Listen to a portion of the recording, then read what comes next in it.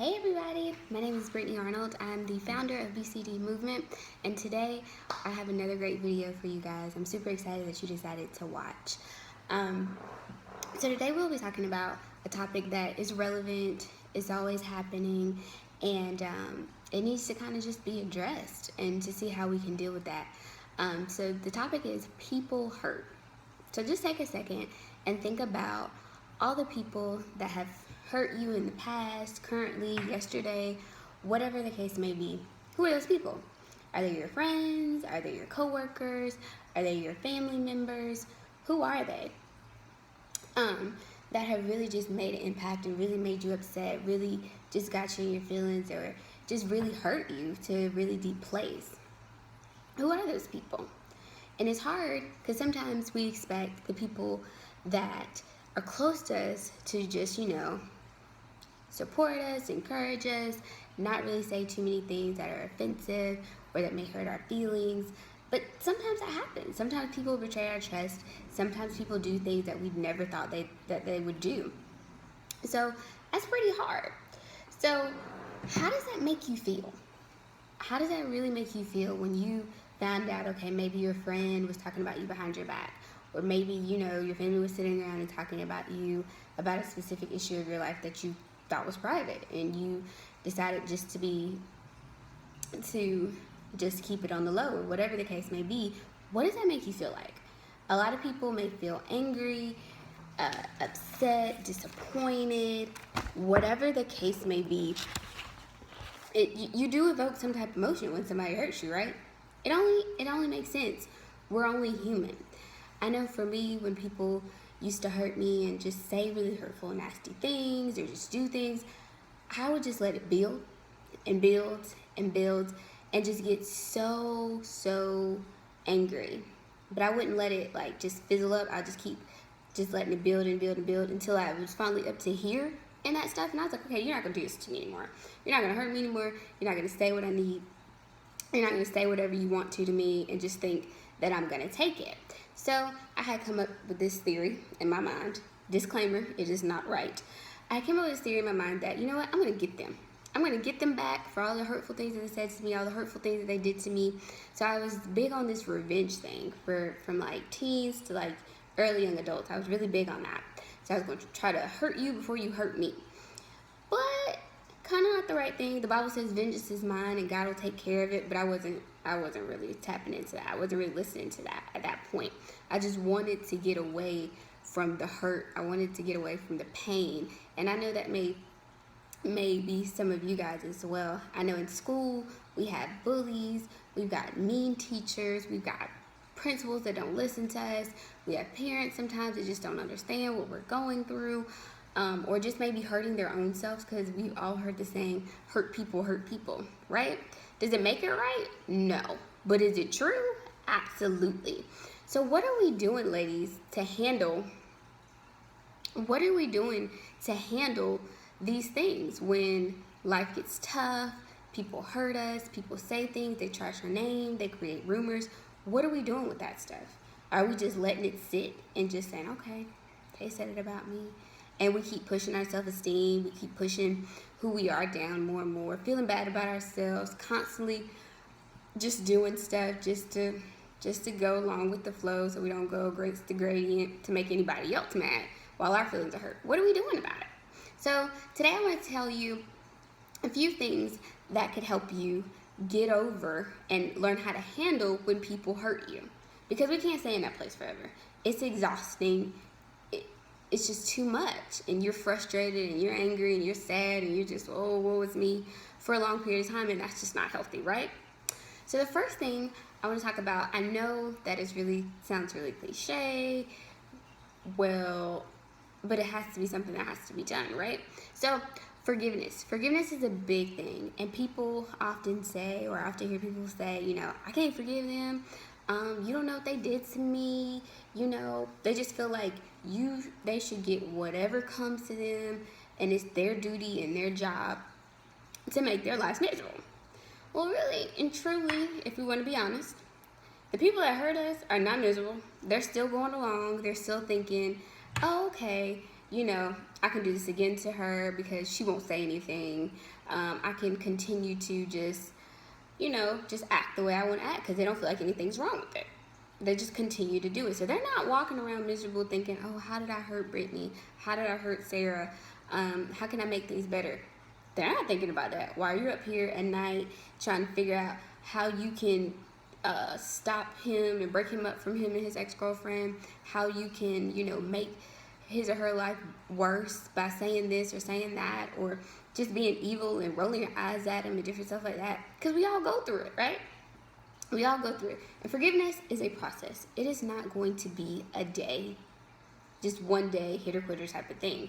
It's a process, but it'll help you to not let the people that hurt you have so much power over you, because it's such a heavy burden when people hurt you. And when we don't forgive them, we carry it, and it just seems like we're angry all the time. We're just super irritated, on edge. Everything hurts us. Everything, like somebody could say, well, I just don't like your shoes today. And you just fall to pieces because of the other stuff, the bigger hurt. And you're just so inclined to just be hurt and be offended by everything. And that's not healthy either. So forgiveness, we got to take it a step by step, day by day. Even if that person never says sorry, it happens. Even if that person never says sorry, even if that person is still nasty to you and mean to you, it's about you. It's about your mental sanity. It's about you getting over those hurdles to be a better you. Because at the end of the day, some of these people, if they're people you go to school with, if they're your friends, y'all may not be connected. Co-workers, y'all may not be connected. So you may not get that opportunity to say, I'm sorry, or they reach out on Facebook. You just have to do that for yourself. Because when you forgive somebody, you're free. And it's just like something has been released off of you, and it just makes you feel better inside. I know for me, I worked that thing. Like I said, I worked that revenge thing for a while. It didn't help because I wasn't being who I truly was. You come out of character when you're not forgiving. And the Bible says forgive and be forgiven. And I know I've done some jacked up stuff, and I think you guys can kind of admit probably the same thing, that you guys haven't done everything right. And we need to be forgiven too. I've done some stuff, said some stuff that is pretty nasty, and I want somebody to forgive me. So if God is saying, okay, if you can forgive somebody else, then I can forgive you. And I always want him to forgive me. And you should too, because it's such a big thing in this world and in this time now, that we forgive each other, move on to be the most productive people that we can be. And normally sometimes we don't want to forgive people because we've internalized what they said. I was reading a book about mother-daughter relationships, and one of the pieces of it was sometimes we internalize what people say to us. I know some people may say to you, you'll never be anything, or you'll never go anywhere. So you internalize that, and what does that mean to you? Okay, I'm not good enough. I can't go to college. I can't do these things. I can't do these talents, or whatever the case may be. So we've internalized stuff that people have said to us. Maybe somebody said that you're really, really ugly. So you've internalized it and said, okay, well, my face isn't good enough, so maybe I should do this to fix it, or maybe I should do that. So when we internalize stuff and we make meaning of what people have said to us, that makes it even harder for us to forgive them. But when we really wrap our minds around and say, you know what? I don't think I'm ugly. I think I'm pretty cute. I don't think I'm dumb. I don't think I'm smart. So when we debunk those myths and those false accusations about us and what people have said and hurtful things that they've done to us, then it's easier to forgive because we don't believe it. We don't believe those lies anymore. So that's the first thing. Forgiveness. Hard, but doable and important. Second thing is boundaries. Y'all, I had the hardest time with boundaries. Boundaries are just kind of those things where you're like, okay, don't cross this line. This is what will happen if you cross that line. And it's very hard for us sometimes to come up with those boundaries because we're afraid of what people may think. We might think that it's too harsh or whatever the case may be, and we don't want to make anybody upset or whatever, but we're suffering. When people are hurting us, we're suffering while we're still letting them come back and do the same stuff over and over again. Like my husband says, it's insane to keep doing the exact same stuff over and over again, and you continue to get the same results. That's ridiculous. He's like, that's ridiculous to me. It makes no sense. So what has happened when we don't create boundaries, we allow people to think, oh, it's okay. I can do that to her again. Oh, she's fine with me. She knows that we're just joking, or whatever. And really inside, your feelings hurt. You didn't internalize some of that stuff like we talked about earlier. You have made up in your mind, this is how things go. And it's just hurtful. Like, things are your fault. All those different things come around when you don't create boundaries.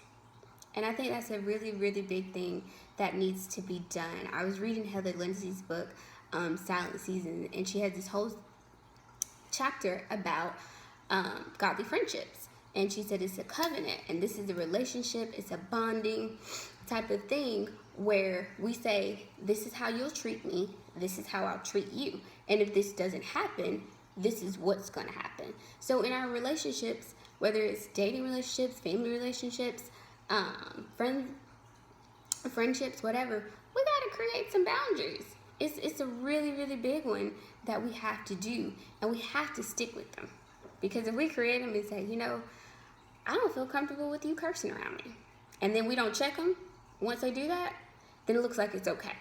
Then it looks like we are not strong enough in ourselves. It looks like we'll waver, and they can keep pushing the button, pushing the envelope, see what else they can get out of us. No. So, once again, I don't want you smoking in my garbage. Oh, okay. Well, if you can't abide by those rules, then we don't drive my car. So that might be a friend that ain't got no car. That might be the friend that is just really doesn't like to drive, like me. I don't. But those types of things will kind of get them in check. I don't appreciate you talking to me like that. So if you continue to talk to me that way, then we won't converse on the phone. I can't come to your house. And those are the types of things that it sounds bad and it sounds snappy at the moment, but it has to be done. It has to be said because it's important. Like I said before, it's important for your mental, your physical, everything, that all the components that help you function. You need those boundaries to make it, to pull through and do the best that you can and be the best that you can be, for yourself, for God, for the people around you, and for you to be a great servant and be impactful. And the last thing that I think is kind of hard for some people, and some people take it to the extreme, is stand up for yourself. When people hurt you, you gotta stand up for yourself. That just interconnects back to your boundaries. Stand up for yourself. You cannot let people just say and do whatever you want. It's one of the hardest things because you, like I said before, you don't want to make anybody else uncomfortable, but you're uncomfortable. That's crazy. You gotta look out for you first. You gotta care about how you function and how you can make it in life every day. So you gotta stand up for yourself. You gotta tell people, no, that's not appropriate. You can't touch me. No, you're my space. No, you won't say those things to me. You gotta stand up for yourself. And once you give them that little speech and that little prompter, like I said before with the boundaries, once you give them that speech and that prompter, then you gotta put your foot to the pedal to the metal. You gotta do it. You gotta do it, and it's hard and it's hurtful, but that's what standing up for yourself really means. You gotta do it. You gotta come up with some stuff that is gonna make you stand up and stand out for yourself. Because if you don't stand up for yourself, you will continue to lay down and let everybody do whatever, say whatever to you. And that's just not comfortable. I know that's not comfortable. I know that's not fair. And I know some people may be like, well, Britt, I'm really scared. You know, it's a parent of mine. It's a girl at school, and she's like the really popular girl, or whatever the case be. I don't care. The Bible says that God didn't make us in the spirit of fear. He gave us power, a sound mind, and self-control. So we can still stand up for ourselves, but not be nasty. We can still stand up for ourselves, create boundaries, forgive people without going overboard. But when you're standing up for yourself, you gotta be like, okay, I'm shaking, I'm scared, I don't know how this is gonna go, but I cannot keep getting treated the same way. I can't keep allowing myself to hurt every day because of some of the stuff that people are saying, people are doing. Because like I said before, that'll make you go crazy. It'll make you hurt even more, feel even more down about yourself. So standing up for yourself makes you better. Hopefully it makes the person that is hurting you better, because nobody's ever stood up to them before. Nobody's ever set these types of boundaries. Nobody's ever forgiven them before. All those different things. It'll make you better. And that's something you have to do. I challenge you guys to do right now, in this moment. Who's ever hurt you, who's ever said something bad about you, number one, forgive them. Remember, that's for you. That's for your own sanity. That's for your own stuff. Create some boundaries. Now, if you don't think you'll ever deal with them again, okay, cool. That might just be your boundary. Space, distance, whatever. But if you have to come in contact with those people, if you have to see them every day or at a family function or whatever, reunions or whatever, stand up for yourself. So you know what? I don't appreciate how last year you was up in my face screaming and hollering and cussing because you were drunk. That's not okay with me. So you've made yourself clear. You stood up for yourself. Now you got to create a boundary. If you're going to do that, then I can't come next year. I can't be around you. I can't even have a conversation with you. Those are things that we have to do to keep our mental sanity. Keep us in line with what we're supposed to do. Because when we're off our game, when we're angry, like we talked about those feelings before, when we're angry, we're constantly disappointed, always offended by stuff, it doesn't make us better. It makes people look at us like, what's wrong with her? Why is she always angry? Why is she always on edge? And they don't know you might have went through some traumatic stuff. They don't know that when you were little, people said that you were fat and you were ugly, different things like that. They don't know that stuff because we don't feel comfortable with self-disclosing that to everybody. But when we continue to hold that people hurt stuff, it's all over our face. It's all over our face. It's in our hearts. It's everywhere because it shows up. Even when we try to mask it. I tried to mask it for years. And anger spilled out of my pores. Hurt spilled out of my pores. Times I wouldn't want to cry, but I did cry because I was just so angry and so hurt. All those things pour out. And you can't be the best that you know how to be. You can't exuberate your strengths that you have to offer if you're constantly hurting by other people. So ladies, I really hope that this was valuable information, something that you can apply to your lives. I pray that you guys subscribe and comment any questions that you may have. I'm very much open to it. Also, don't forget to subscribe to my YouTube channel as well as go to my website, bcdmovement, the word movement.weebly.com. And any questions, anything like that, you can subscribe to my email list so you can know all the stuff that's happening in the future and future dates and seminars and events that I am planning on. So I appreciate you. I love you guys. Have a great day.